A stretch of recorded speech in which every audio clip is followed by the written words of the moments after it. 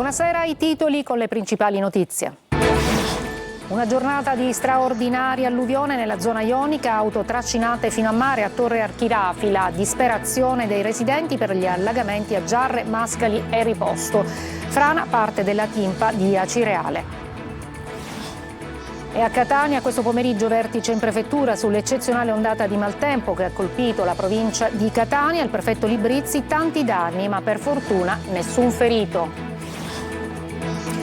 Il maltempo non ha risparmiato Siracusa, case e centro storico allagate e pesanti anche disagi sulla A18. Da Lentini a Roma per rifarsi il naso, una ragazza di 22 anni è morta dopo l'anestesia. L'avvocato aveva scelto un professionista italiano, non era andata all'estero per un intervento low cost. Strage di Casteldaccia, nessun dispositivo di sicurezza, questo si legge nella perizia dei consulenti tecnici incaricati dalla Procura di Termini Imerese sull'incidente in cui persero la vita 6 operai. A Gela, un blitz svela l'intreccio tra clan e trafficanti di droga. Tra gli indagati, boss sospettati di rifornirsi di armi da guerra per proteggersi da nemici interni. Calcio, venerdì, sera, derby al Massimino tra Catania e Trapani. I rossazzurri non vincono da un mese.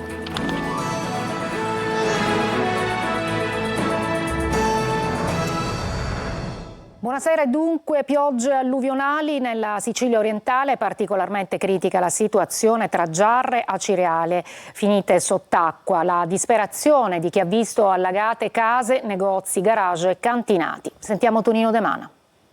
Madonna! Le macchine a mare! Le macchine a mare!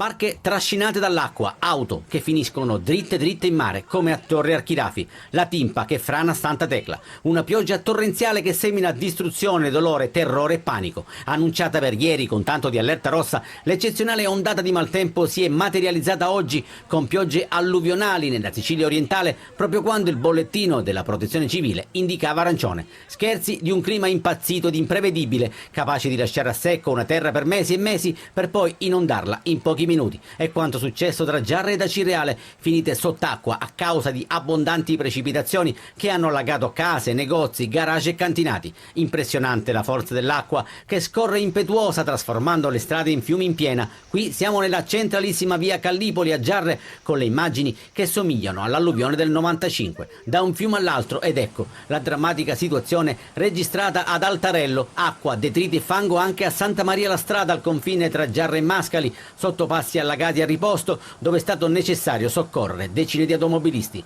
Nelle case è anche peggio.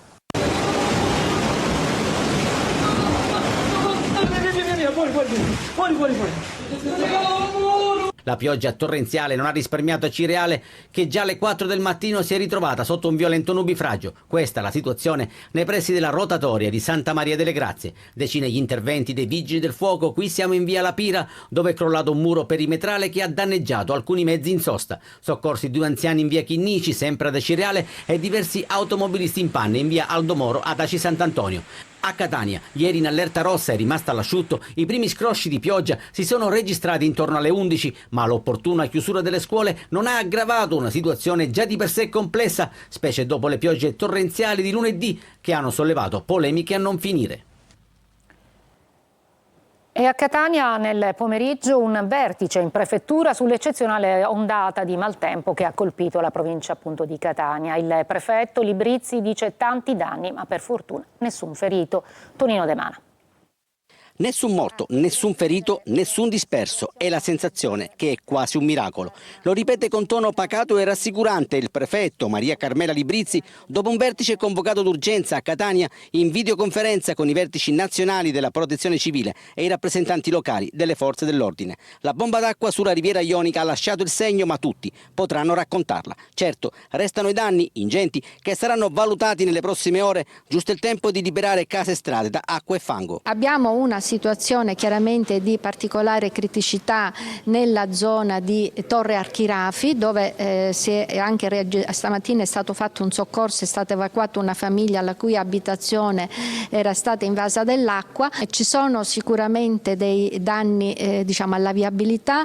Abbiamo una frana riscontrata nella Timpa di Acireale, ma per la quale si sta già intervenendo, si sta procedendo, ed altra una frana in una zona di Mascali, autostrada che è stata chiusa per alcune ore, che adesso è ritornata nella sua funzionalità sia nella direzione Catania-Messina, mentre la Messina-Catania risulta parcellizzata nella tratta Fiumefreddo-Acireale. L'eccezionale portata d'acqua, 500 mm in 12 ore, ha richiesto un grande sforzo sin dal mattino, quando si sono verificate le prime criticità. Pensate un po', tutte queste persone intrappolate in macchina, in preda al panico, e sappiamo cosa significa in preda al panico, il livello dell'acqua che stava per alzare e scorreva incessantemente. Interveniamo e portiamo in salvo circa 20 persone. Domani è previsto un netto miglioramento delle condizioni meteo che faciliterà l'opera di bonifica. E il maltempo non ha risparmiato Messina e Siracusa, pesanti i disagi anche sulla A18. Adelaide Barbagallo. Da Messina a Siracusa tantissimi gli allagamenti e i disagi. Solo dopo molte ore è tornata completamente percorribile la A18. Stamattina chiusa al transito in entrambe le direzioni nel tratto tra Fiumefreddo e Acireale per fango e corsie trasformate in fiume in piena, con automobilisti rimasti incolonnati. Forze dell'ordine e vigili del fuoco sono intervenuti per liberare la sede stradale da detriti e asfalto saltato. Sui social la rabbia dei cittadini per la scarsa manutenzione delle caditoie intasate dalla terra dell'Etna e dalle errata progettazione dei sistemi di deflusso delle acque.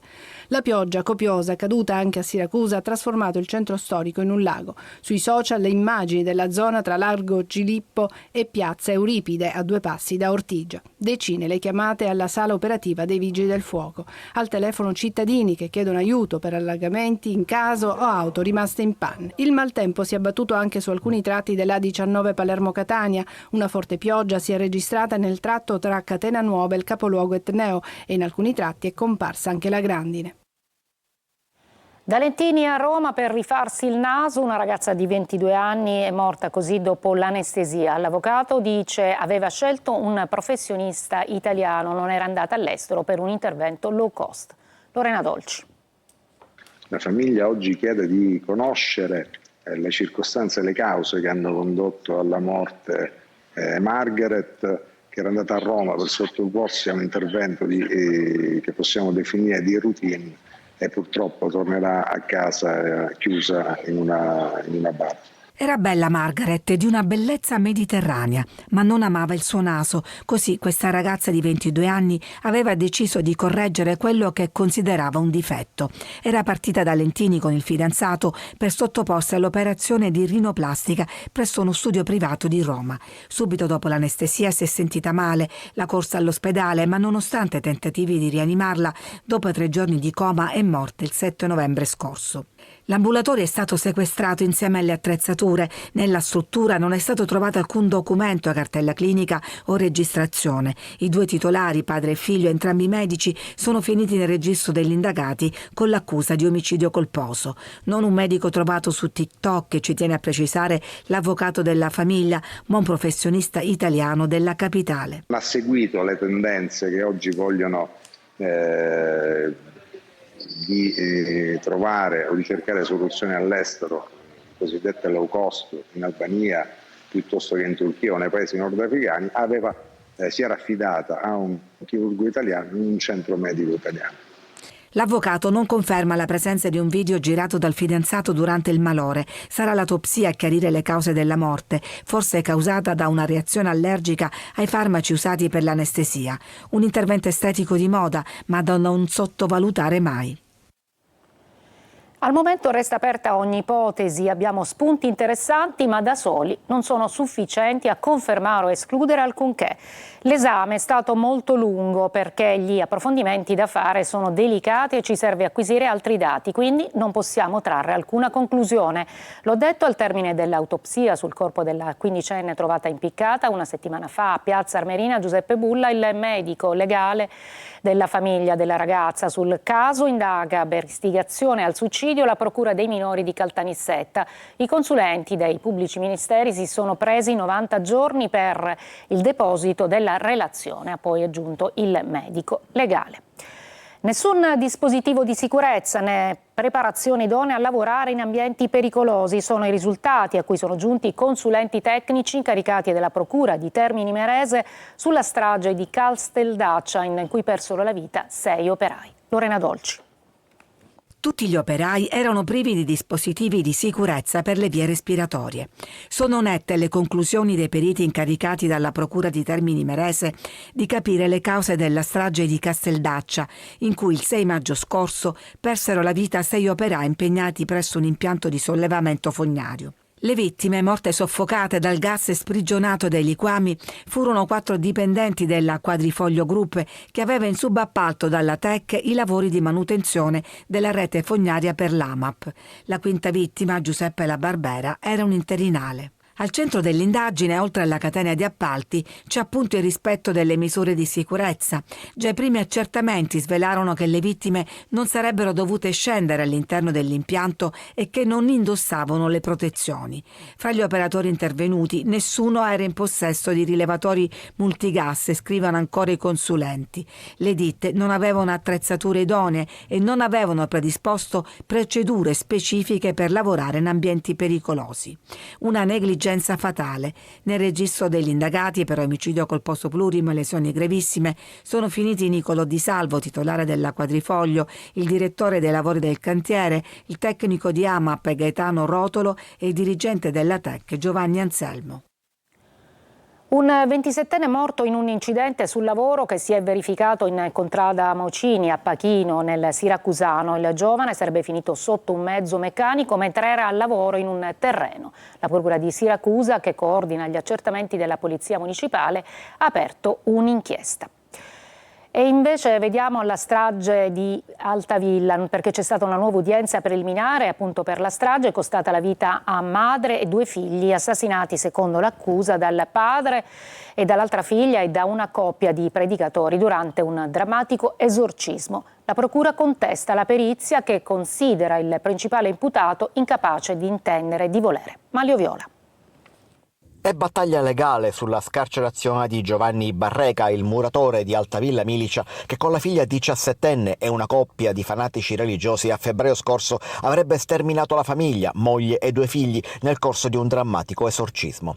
Si è svolta questa mattina davanti al GIP di Termini Imerese l'analisi della perizia psichiatrica disposta dal giudice, sulla scorta della quale il GIP ha scarcerato l'imputato, assegnando la sua custodia ad una comunità perché è incapace di intendere e di volere. Una decisione contestata dalla procura perché presa senza consultare le parti e senza contraddittorio. Solo oggi PM e legali dell'imputato hanno fatto domande agli esperti.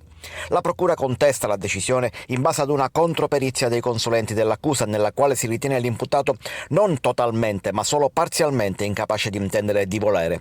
Al termine del dibattito è stato fissato al 22 novembre davanti al Tribunale del Riesame il ricorso della Procura di Termini Imerese che indaga sulla vicenda contro l'ordinanza di revoca del carcere e dunque l'applicazione provvisoria della misura di sicurezza del ricovero in una REMS, una comunità specializzata. In un blitz viene svelato un inquietante intreccio tra clan di Gela e trafficanti di droga. Tra gli indagati alcuni boss sospettati di rifornirsi di armi da guerra per proteggersi da nemici interni. Ger Italia. È stato il suono di una mitraglietta che scarrella a dare il via all'inchiesta H24 Store condotta dalla Procura di Gela e che ha fatto scattare le manette per 5 persone arrestate questa mattina tra Gela e Brescia. Un'arma da guerra costata 3.000 euro per difendersi ed evitare ripercussioni dal gruppo di Giuseppe Tasca, considerato nuovo reggente del clan Rinzivillo e arrestato nel Blitz Janus. Tutto parte da un dissidio legato ad affari di droga in una discoteca del Ragusano. Per gli investigatori, Giuseppe Di Noto, uno degli arrestati, si sarebbe procurato la mitraglietta per difendersi da possibili attacchi. L'arma, secondo gli inquirenti, è stata testata su un'auto e i presenti si sarebbero stupiti della sua letalità. Dietro questa operazione ci sarebbe la mano esperta di Massimo Curvà, arrestato a Brescia, un metalmeccanico capace di modificare l'arma per potenziarla. La mitraglietta fino ad oggi è un fantasma, non è mai stata ritrovata, eppure le intercettazioni ne confermano l'esistenza, rendendo le indagini ancora più serrate. Le parole del procuratore Salvatore Vella alzano il velo su un mercato nero che preoccupa. Le armi circolano e sono a portata di mano anche tra i giovanissimi. Non è un'esclusiva dei clan mafiosi di Gela avere disponibilità di armi, e in questo contesto quello che viene fuori è la presenza di un'arma da guerra, quindi di una pistola mitragliatrice, che preoccupa particolarmente perché ha delle capacità offensive, quindi non tanto difensive ma offensive particolarmente elevate, che potrebbe essere indirizzata sia nei confronti di altri gruppi criminali, con tutto quello che può comportare vittime innocenti che possono venire sempre attinte in un conflitto a fuoco in cui utilizzi un mitra e quindi non soltanto una pistola a carico a colpo singolo, ma che potrebbe essere sempre utilizzata nei confronti di inquirenti o forze dell'ordine. Mentre gli indagati attendono di essere interrogati dal giudice per le indagini preliminari, il procuratore Vella non manca di lanciare un monito inserendosi sul dibattito del momento. Senza le intercettazioni, indagini così complesse sarebbero impossibili. Una breve pausa e poi a Caltanissetta per un'udienza nel processo per la strage di Via D'Amelio.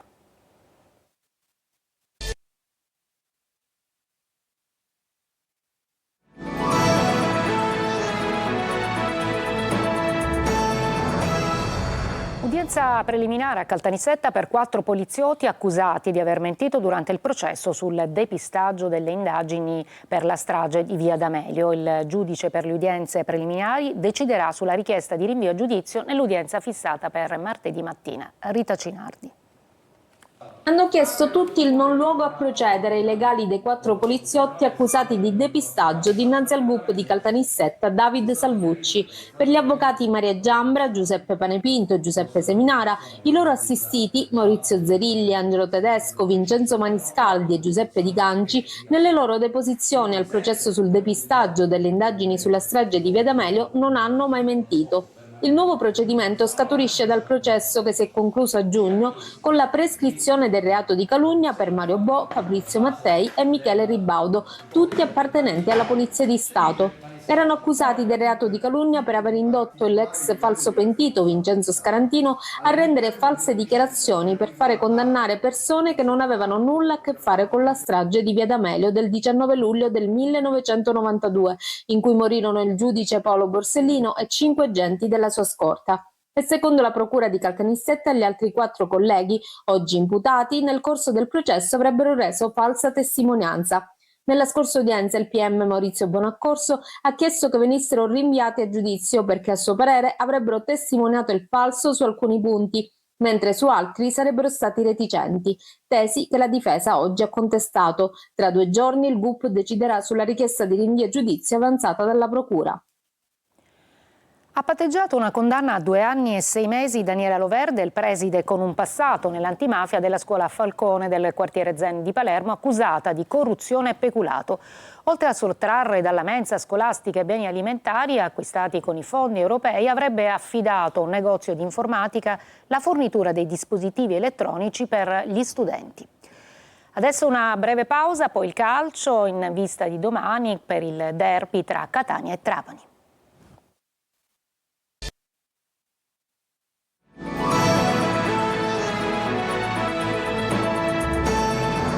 Eccoci al calcio, venerdì sera, derby al Massimino tra Catania e Trapani. I rossazzurri ci arrivano dopo una sconfitta di Crotone con un digiuno dalla vittoria che ormai ha raggiunto un mese. Francesco Triolo.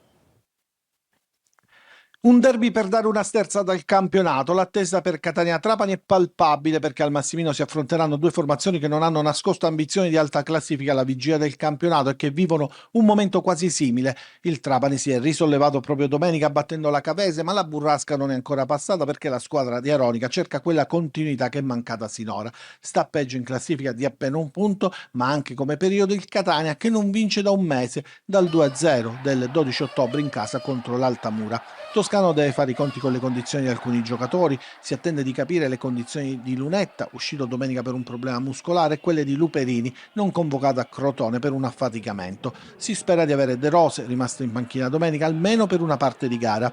Il tecnico sembra comunque intenzionato a cambiare tra i pali, dove Adamonis dovrebbe cedere la maglia da titolare a Betters, pagando gli errori di Crotone. L'attesa è testimoniata anche da numeri in prevendita. A 48 ore dal match sono quasi 2.000 biglietti venduti, che si aggiungono agli oltre 12.000 abbonati. Si va quindi verso le 16-17.000 presenze, tenuto conto che da Trapani arriveranno almeno 300 tifosi.